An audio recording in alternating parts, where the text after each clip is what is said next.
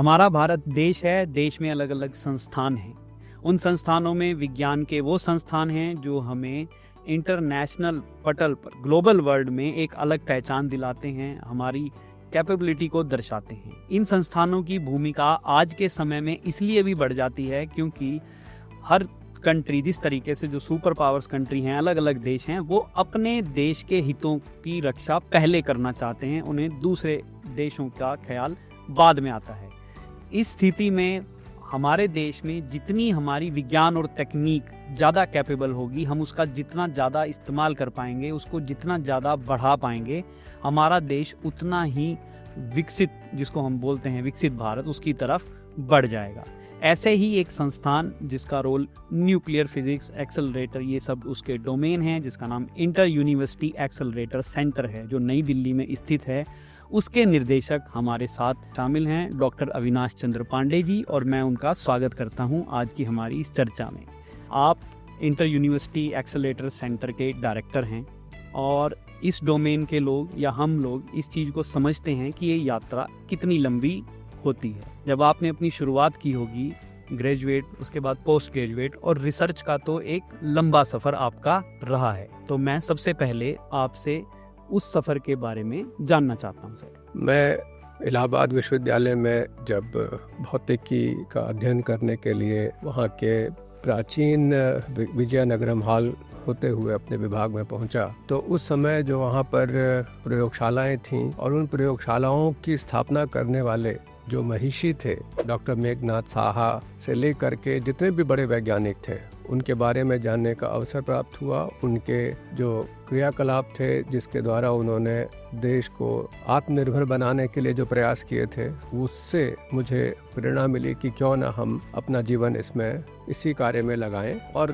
संस्थाएं निश्चित रूप से, जैसा आपने बताया, कि देश के निर्माण में, व्यक्ति के निर्माण में अपना अमूल्य योगदान देती हैं। इलाहाबाद विश्वविद्यालय एक प्रकार से उस दिशा में अपना महती योगदान देता रहा है, और जो भी कुछ हम हैं या जो भी कोई व्यक्ति बनता है, तो उसकी मातृ संस्था उसके निर्माण में भूमिका अदा करती है, जिसके हम लोग सभी लोग सदैव ऋणी रहते हैं जी। और पूरे जीवन भर उसको हम हर समय स्मरण करते हैं। आपको भी उस समय, हर समय उसका स्मरण आता है जब आप ग्लोबल जाते हैं और अपने एक तरीके से अपनी मातृ संस्था को रिप्रेजेंट करते हैं।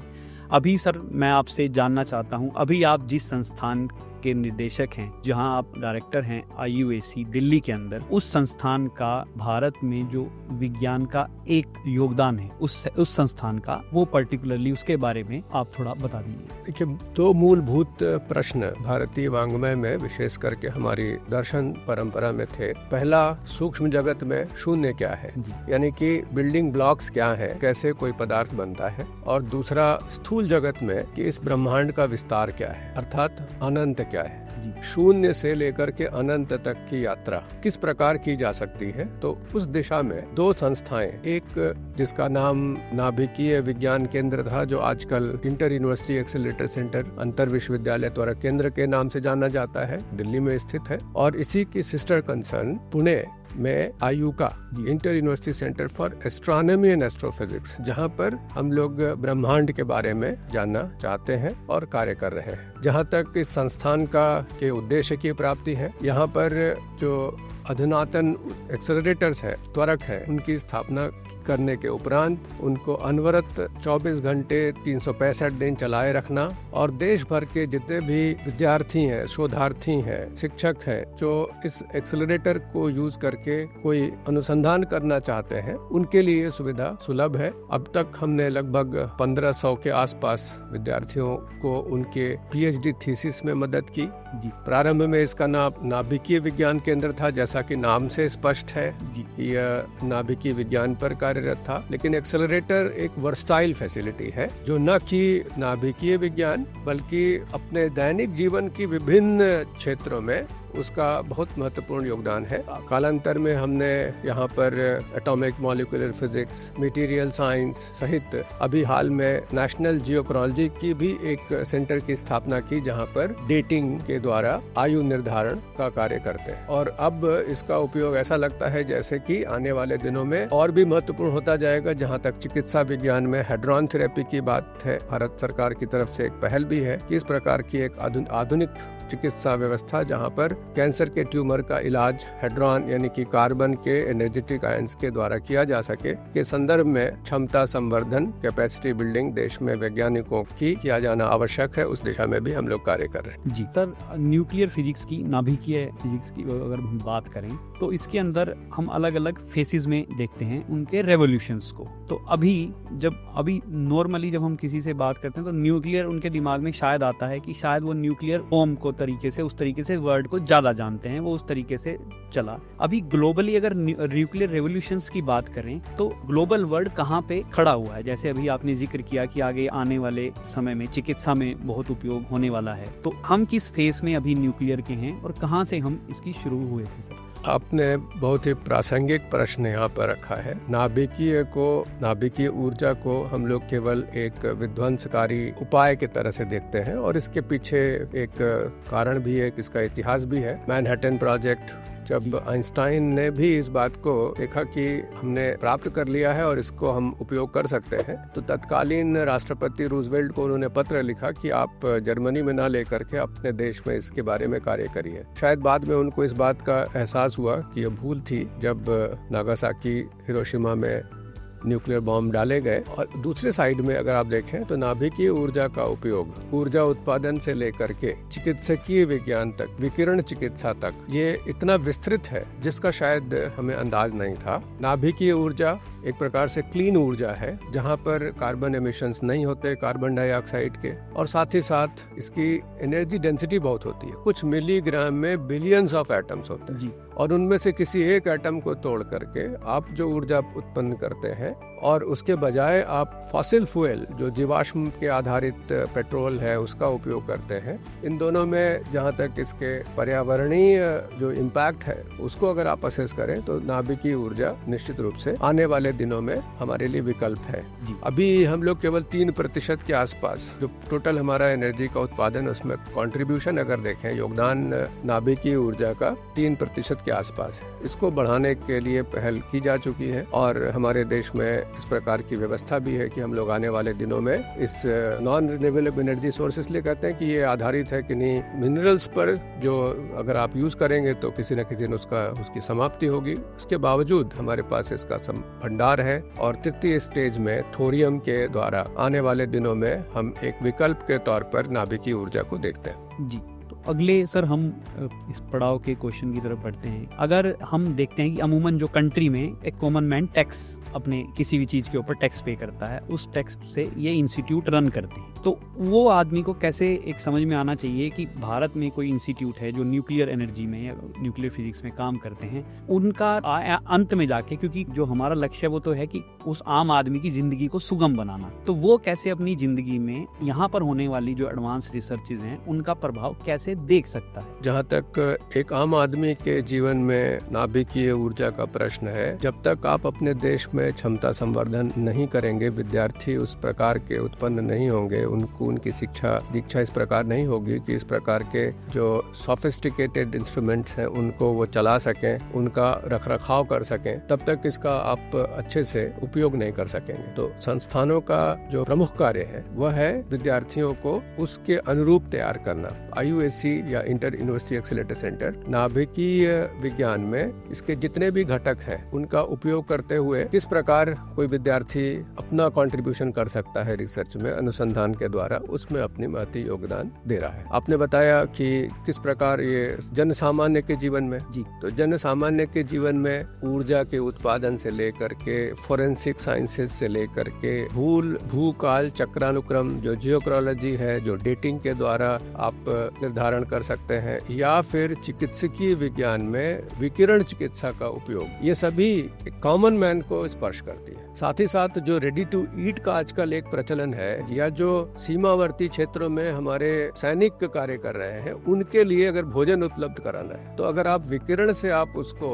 एक बार अगर स्टरलाइज कर दें तो उसकी शेल्फ लाइफ बढ़ जाती है। और शेल्फ लाइफ बढ़ने का मतलब कि आप उनको लंबे समय तक उपयोग में ला सकते हैं। अगर आप एक्सप्लोर करना चाहते हैं, जो हमने बताया शून्य से अनंत की यात्रा, स्पेस व्हीकल्स, उसमें आप कोयले के द्वारा या अन्य किसी फ्यूल के द्वारा आप संचालित रॉकेट नहीं भेज सकते, वहाँ पर उपयोग आएगा नाभिकीय ईंधन का। इसी प्रकार अभी आपने देखा होगा कि हमने स्पेस मिशन में शुभ्रांशु शुक्ला हमारे साथ उस अंतरिक्ष यात्री के तौर पे गए। जब कोई अंतरिक्ष यात्री अपने स्पेस स्टेशन पर रहता है तो उसको विकिरण का सामना करना पड़ता है, उसके मेटाबॉलिक प्रोसेसेस अफेक्ट होते हैं, उनको भोजन ले जाने के लिए आवश्यकता होती है। विकिरण के द्वारा माइक्रोएल्गी एक प्रकार का पादप है जिसको आप रेडिएटिव स्ट्रेस में वो एंटीऑक्सीडेंट्स बनाता है। ये संस्थान उसके बारे में आपको एक हेडवे दे सकता है कि किस प्रकार आप एंटीऑक्सीडेंट्स उत्पन्न करने वाले पादप बना सके। जेनेटिकली मॉडिफाइड, जो उस प्रकार जो जिसका दुष्प्रभाव ना हो, वो भी आप म्यूटेशन के द्वारा उनके बारे में पढ़ सकते हैं। तो एक होल रेंज ऑफ सब्जेक्ट्स है जिनका विकिरण के साथ में जन सामान्य के सामान्य जीवन को स्पर्श करने का एक अवसर यहाँ प्राप्त होता है। दो मिसकंसेप्शंस हैं लोगों के अंदर, जिनको भ्रांतियां हम बोल सकते हैं, जो रिसर्च में ज्यादातर सामने आई हैं। वो ये हैं कि वो जो जिस तरीके से लोग आपस में चर्चा करते हैं या समझते हैं कि ओजोन लेयर उन्हें रेडियो एक्टिविटी से बचाती है, एक तो ये, और दूसरा इलेक्ट्रिक डिवाइस जो हैं वो रेडियो एक्टिव, दूसरा ये। इन दोनों में कितना सच? ये भ्रांतियां ही हैं जी। ओजोन लेयर क्या करता है कि जो अल्ट्रावायलेट रेज आती हैं उनको वो कट करता है जी। और एक प्रकार से आप देखिए, हमारा जो पृथ्वी है ना, जिस पर हम लोग रहते हैं, इसके ऊपर एक ब्लैंकेट है वायुमंडल का, और ये वायुमंडल भी जो एनर्जेटिक चार्ज पार्टिकल्स यहाँ पर प्रवेश करते हैं उनको वो रोकता है जी। और अगर ये नहीं होता वायुमंडल, तो ये रहने लायक पृथ्वी नहीं होती, क्योंकि यहाँ का जो तापमान होता वो 0 डिग्री सेंटीग्रेड होता जी। जबकि जो मीन ग्लोबल टेम्परेचर है वो इसलिए है क्योंकि जो वायुमंडल है उसकी वजह से जो रेडिएशन आया उसको उसने लॉन्ग वेव में बदल दिया, हीट वेव में बदल दिया, और उसमें कार्बन डाइऑक्साइड का भी अच्छा खासा योगदान है जो अब बढ़ रहा है। तो पहली भ्रांति यह है कि ओजोन लेयर से केवल अल्ट्रावायलेट रेज कटती है।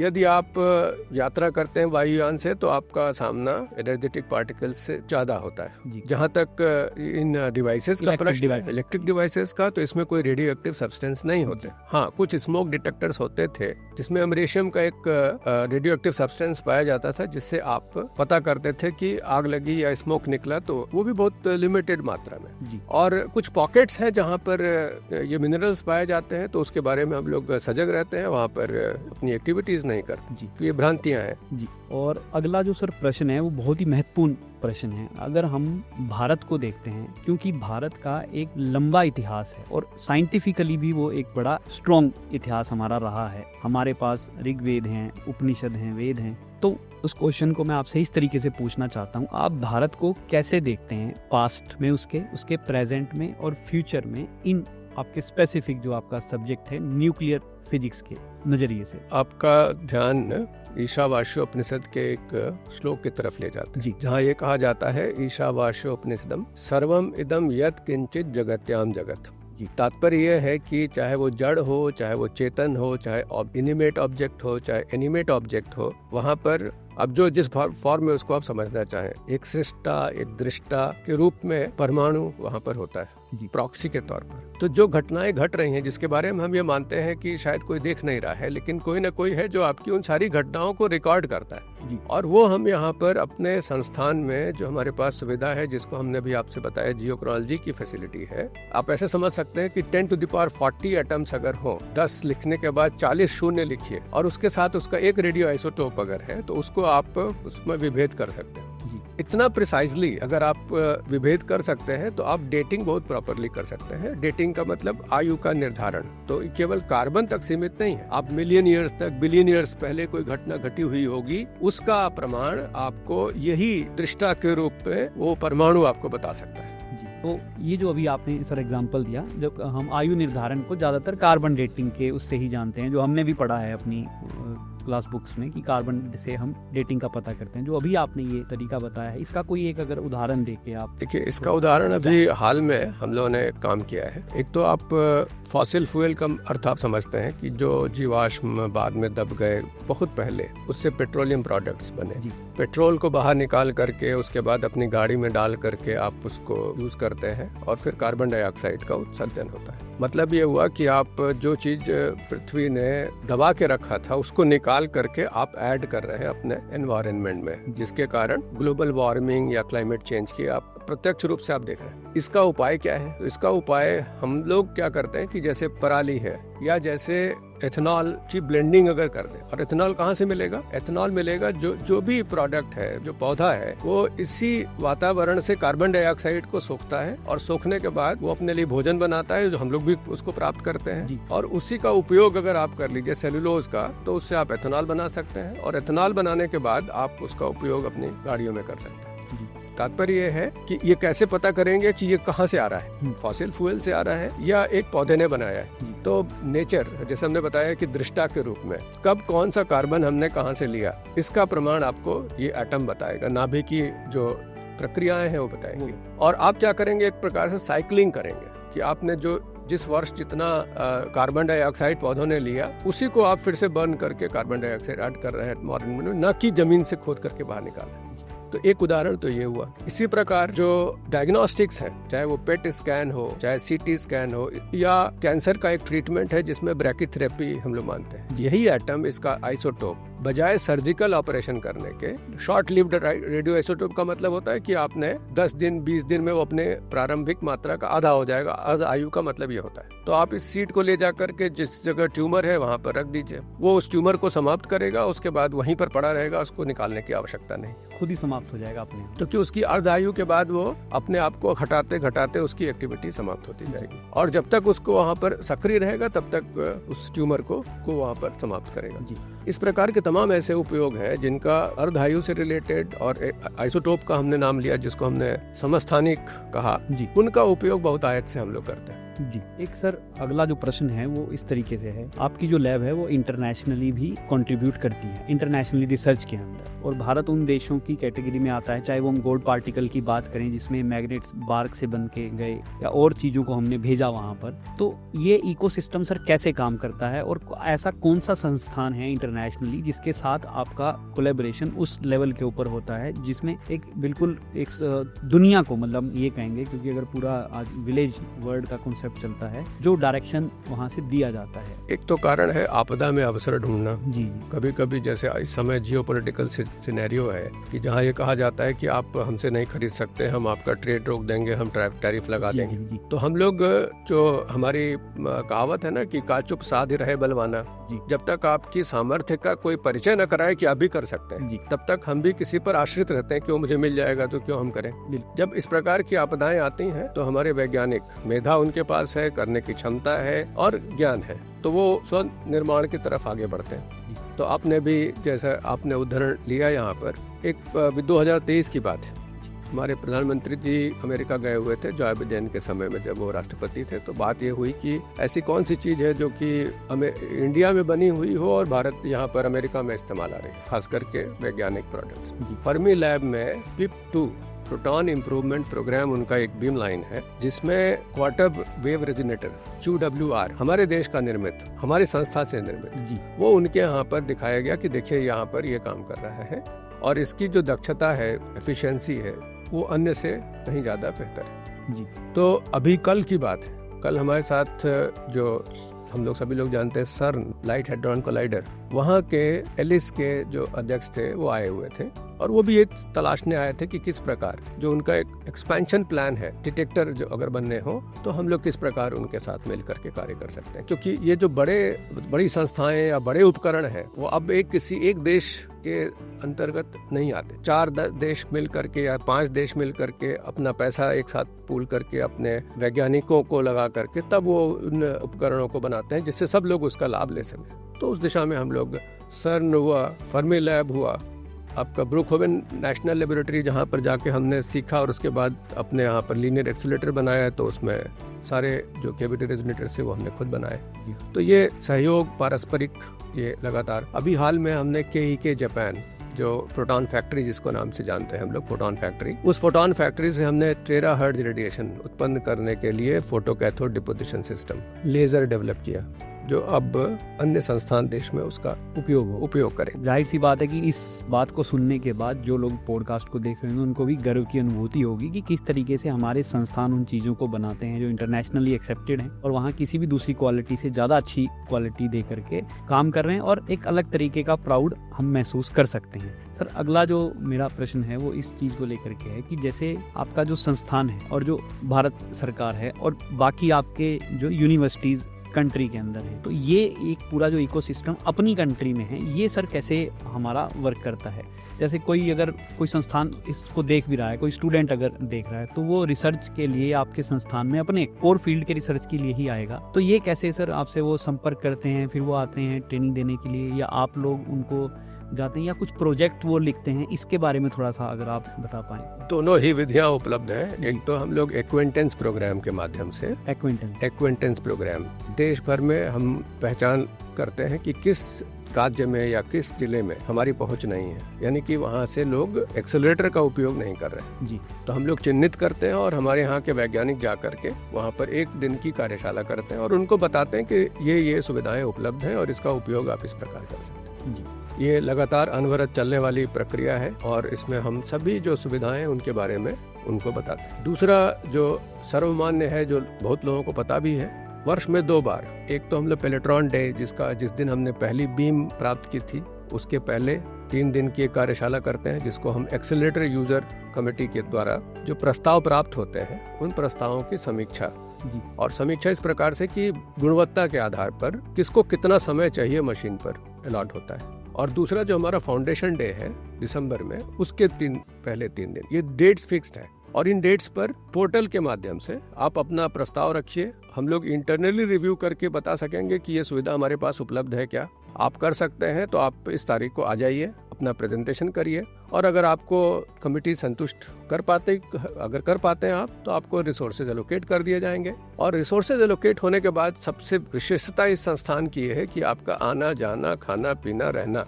जी, ये भारत सरकार वहन करती है। उद्देश्य यही है कि हम लोग इस विधा में एक क्रिटिकल मास अपने देश में बना सके और हमारे पास ऐसे विद्यार्थी ट्रेंड हो जो कि आने वाले दिनों में जो चुनौतियां हैं, जैसे हम लोग स्मार्ट मॉड्यूलर रिएक्टर की बात सोच रहे हैं, तो ये कहाँ से ट्रेंड मैन पावर मिलेगा? वो ट्रेंड मैन पावर मिले। जितने भी आपके IITs हैं, आईसर्स हैं, वहाँ पर पढ़ाने वाले अध्यापक, वो भी हमारे यहाँ से पढ़ करके PhD करके उन जगहों पर वो जाते हैं। तो ये सुविधा बिल्कुल ट्रांसपेरेंट तरीके से, जिसमें मेरा कोई रोल नहीं होता कि हम किसको कितना करें। मेरे पास केवल इतना अधिकार है कि अगर कोई नेशनल प्रोग्राम है, जैसे इसरो का कोई सैटेलाइट जा रही है जी, उस सैटेलाइट में अगर कोई इलेक्ट्रॉनिक्स वो लगाना चाहते हैं, क्योंकि जब स्पेस में कोई सैटेलाइट रहता है तो उस पर लगातार बम्बार्डमेंट होता है हाई एनर्जेटिक पार्टिकल्स का, तो वो कितने दिनों तक उसको सह पाएगा। ये कार्य हम लोग सिमुलेट करके विद इन 9 सेकंड तय करके बता देते हैं कि इलेक्ट्रॉनिक्स बचेगा या खत्म होगा। ये कार्य अपने देश में हो रहा है जी। उसमें हम, चूंकि नेशनल प्रोग्राम है, तो अपने विवेकाधिकार का प्रयोग करके आपको टाइम, और वो बहुत थोड़े समय के लिए चाहिए होती है, मशीन का उपयोग करके आप कर सकते हैं। बिल्कुल। नेक्स्ट सर, इसमें मैं जो क्यूरियोसिटी है जानने की, कि जिस तरीके से अभी आपने जिक्र किया, ये मैंने कहीं सुना था कि जो एक्सेलरेटर्स, ये कॉन्सेप्ट है एक्सेलरेटर का, जितने भी नोबेल प्राइज दिए गए हैं फिजिक्स में, शायद 60 या 70% नोबेल प्राइज जो दिए गए हैं, और हम उसको एक बेहतरीन खोज के रूप में मानते हैं जिन्होंने परिवर्तन किया है, तो एक्सेलरेटर का सर इतना योगदान उनमें कैसे है और कैसे ये इतना महत्वपूर्ण हो जाता है? अभी आपने जिक्र भी किया कि आप आइडेंटिफाई करते हैं कि कहाँ एक्सेलरेटर लोग इस्तेमाल कर रहे हैं, तो इसको थोड़ा एक सिंप्लीफाई भाषा में जो लोग समझ पाएं। ये विद्यार्थियों को प्रेरित करने के उद्देश्य से हम ये जरूर बताते हैं जी कि ये एक ऐसी विधा है जिसमें हर 1.5 साल 2 साल पर नोबेल प्राइज मिलता है। जो लोग एक्सेलरेटर फिजिक्स या एक्सेलरेटर पर आधारित या उससे प्रेरित कोई कार्य कर रहे होते हैं, तो वो रिकॉग्नाइज होता है जी। शुरुआत जे थॉमसन से जी। और आप जानते हैं कि जैसे हमने बताया ना, शून्य की खोज, यानी कि बिल्डिंग ब्लॉक क्या है, सबसे छोटा से छोटा क्या है जिसके आधार पर ये पूरी सृष्टि का निर्माण है।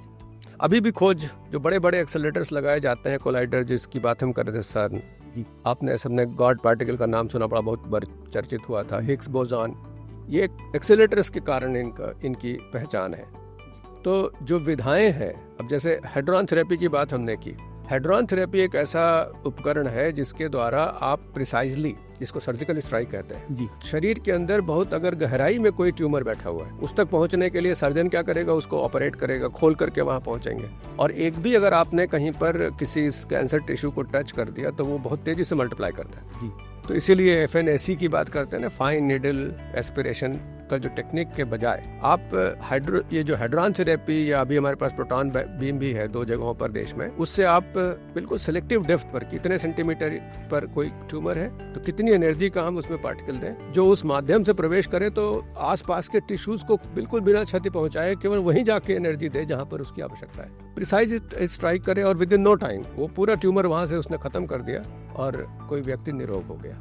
जी, बिल्कुल। ये सुविधाएं और ये ओवर द इयर्स जो आपको हमने डायग्नोस्टिक्स की बात बताई, पेट है, CT है, ये जितनी टोमोग्राफी के जो टेक्निक्स डेवलप्ड है, ब्रैकीथेरेपी है, ये सब न्यूक्लियर टेक्निक्स पर है। जिसने जब डेवलप किया, जिस क्रोनोलॉजी की बात कर रहे थे, आयु निर्धारण, डेटिंग की, उसके लिए भी नोबेल प्राइज मिला जी। तो नए नए आधुनिक जो तरीके ढूंढे जाते हैं, इनका उपयोग करके लोग क्रिस्टलोग्राफी में जो कार्य कर रहे हैं, ड्रग डिस्कवरी में जो काम कर रहे हैं, वो सब चयनित होते हैं। और आप जानते हैं नोबेल के लिए तो जब तक आपका सिग्निफिकेंट कंट्रीब्यूशन नहीं होता, और उसके पीछे ये विधा बहुत ही सशक्त रूप से कार्य करती है। नेक्स्ट क्वेश्चन सर, जो जिस रेफरेंस में है वो ये है कि जब न्यूक्लियर प्रोग्राम की बात करते हैं तो भारत में होमी भाभा सर का हमारे सामने एक नाम आता है, और ये भी कहा जाता है कि जो भारत का न्यूक्लियर प्रोग्राम है वो अपना प्रोग्राम है, क्योंकि जब वो एक रेस लगी तो उस रेस में कई देशों ने किसी देश से कॉपी किया, किसी ने किसी का ब्लूप्रिंट लिया, ऐसे कई सारी चीज़ें सामने आती हैं। लेकिन भारत उन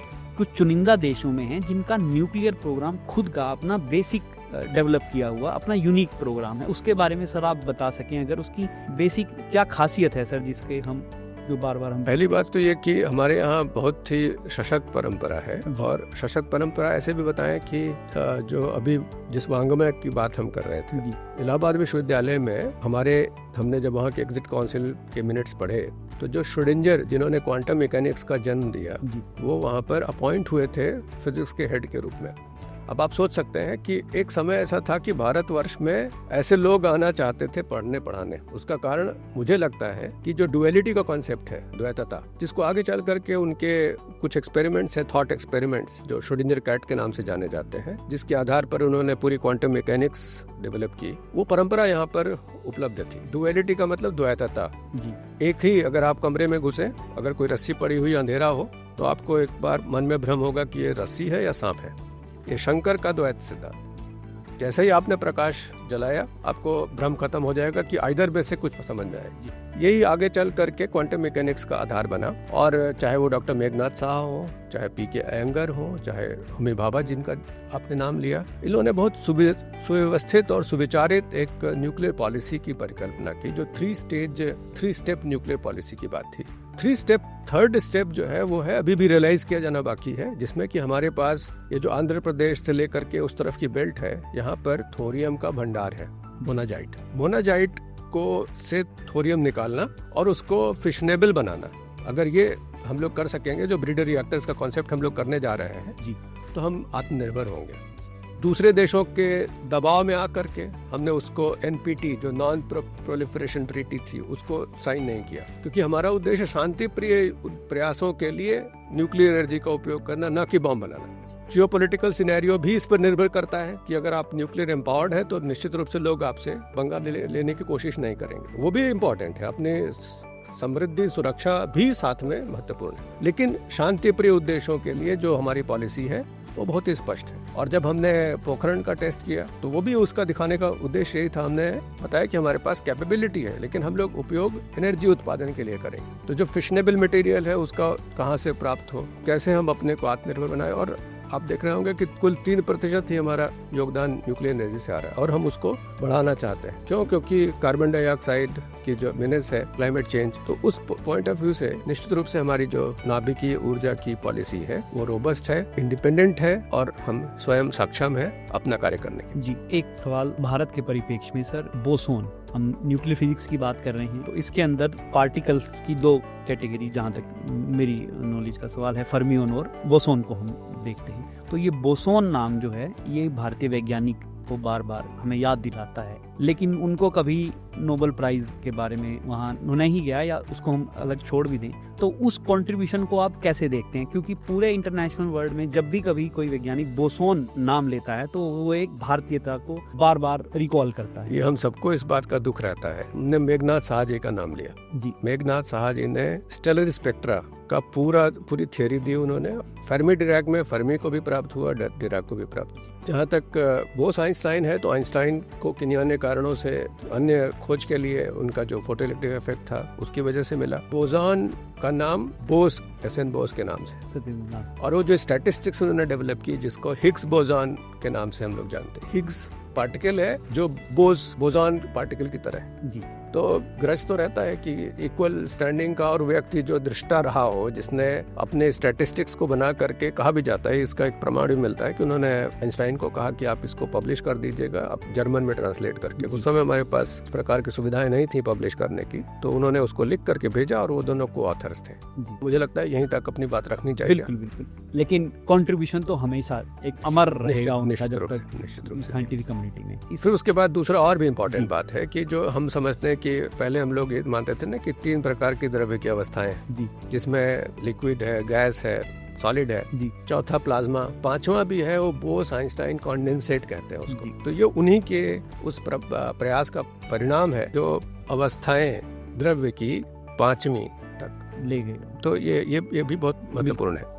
अब सर इस प्रोग्राम की हम समाप्ति की तरफ बढ़ रहे हैं, तो आखिर में जो मेरा आपसे प्रश्न है वो बल्कि इस तरीके से प्रश्न की बजाय वो ये है कि आज का जो यूथ है उसको कैसे आप क्या मैसेज देना चाहते हैं, जिनका इंटरेस्ट इस न्यूक्लियर फील्ड के अंदर है वो कैसे इस फील्ड के अंदर आकर के एक अपना, दोनों चीज़ें हैं, आपने खुद भी बताया कि जब आप अपनी पढ़ाई के दौरान आप अलग अलग वैज्ञानिकों के बारे में वहाँ पर पढ़ते थे, आप जानते थे उनके बारे में, वहाँ से प्रेरणा आपको मिली। तो आज का जो युवा है जो अंडर ग्रेजुएट में अपनी शुरुआत करता है या वो 12वीं या +2 के बाद जिसको हम बोलते हैं, वो कैसे इस फील्ड के अंदर अपनी जो है एक अलग पहचान बना सकता है, उसी के साथ साथ अपने देश के हित में वो कंट्रीब्यूशन दे सकता है। आपकी तरफ से उनको क्या सर मैसेज है? मेरी समझ से उन विद्यार्थियों के लिए ये बहुत अच्छा अवसर है, और अप्स एंड डाउन्स तो किसी भी फील्ड में जी आते रहते हैं। एक समय था जबकि हम लोग न्यूक्लियर साइंटिस्ट को कहते थे कि एंडेंजर्ड स्पीसीज है जी। और IUAC की तरफ से हमने एक प्रयास भी किया कि हर उन विश्वविद्यालयों में जहां न्यूक्लियर फिजिक्स की पढ़ाई होती है हम लोग ज्वाइंट अपॉइंटमेंट्स करें।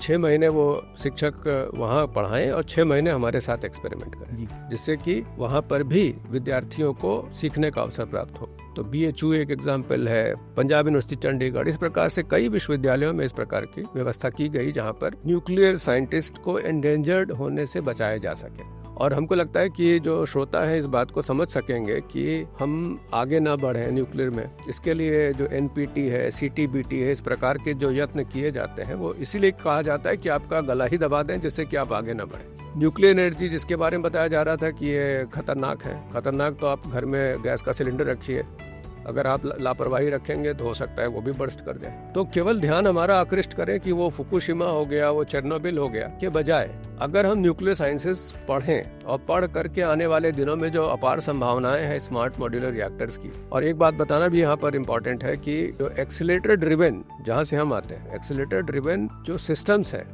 उससे आप सब क्रिटिकल न्यूक्लियर रिएक्टर बना सकते हैं। यानी कि जब आप चाहें तो आप न्यूट्रॉन पैदा करें जिससे फिशन होगा, और जब आप चाहें तो आप एक्सीलरेटर बंद कर दीजिए, न्यूट्रॉन बनना बंद हो जाएगा, जो कि अन्य रिएक्टर्स में नहीं है। तो ऐसी स्थिति में आप उसका उपयोग कर सकते हैं। दूसरा, जो रिएक्टर्स एंड प्रोडक्ट बनाते हैं वो वेस्ट, न्यूक्लियर वेस्ट, वो मिलियन ईयर्स तक अपनी एक्टिविटी उनको फर्दर तोड़ सकते हैं आप with the help of accelerator driven systems. तो न्यूक्लियर वेस्ट की भी संभावना कम हो रही है। आप अभी हमने बताया श्रस्ता दृष्टा के तौर पर, तो टॉर्चर 3rd डिग्री के बजाय अगर हम लोग फोरेंसिक में न्यूक्लियर टेक्निक्स का उपयोग करें तो आप क्राइम के इश्यूज को रिजॉल्व कर सकेंगे जी। शेल्फ लाइफ बढ़ाने के लिए आपके पास दूसरी संभावनाएं हैं। ये जितने केबल आप देख रहे हैं ना, इन केबल में इनके ऊपर जो पॉलीमर है इसमें अगर आप इसको इरेडिएट कर दीजिए तो ये इसमें आग नहीं लगेगी। ये भी कार्य हमारे यहाँ होना चाहिए। ये सब रेडिएशन टेक्निक, ये सब आर्टिफिशियल जो ज्वेलरी है उसमें जो उसका कलरिंग करना है, डायमंड जो लोग बनाते हैं, वो भी आप इससे कर सकते हैं। तो चाहे वो डायग्नोस्टिक हो, चाहे वो एनर्जी हो, चाहे वो फोरेंसिक हो, चाहे वो फूड पार्टिकल्स हो, फूड आर्टिकल्स हो, एक पूरी रेंज है जहाँ पर बिना न्यूक्लियर टेक्निक के आप आगे नहीं बढ़ सकते। तो हमारे विद्यार्थियों के लिए जो संदेश है वो ये है, इस टेक्निक की वर्सटैलिटी को ध्यान में रखते हुए आपको इसके बारे में और जानना चाहिए और अपनी दक्षता इस दिशा में ले जाने चाहिए, जिससे कि आप और नए प्रकार के प्रयोग इसके ढूंढ सकें और उन प्रयोगों के द्वारा जन सामान्य को इसका लाभ मिल सके। तो मुझे लगता है कि किसी भी व्यक्ति के जीवन का परम उद्देश्य यही होता है कि आपने कोई कंट्रीब्यूट किया जो आगे चल करके मानव सभ्यता के लिए, मानवता के लिए कल्याणकारी हो। जी सर, आपका शामिल होने के लिए बहुत बहुत धन्यवाद। आपने अपना समय दिया और हर विषय के ऊपर आपने अपने विचार खुलकर रखे। धन्यवाद सर। नमस्कार।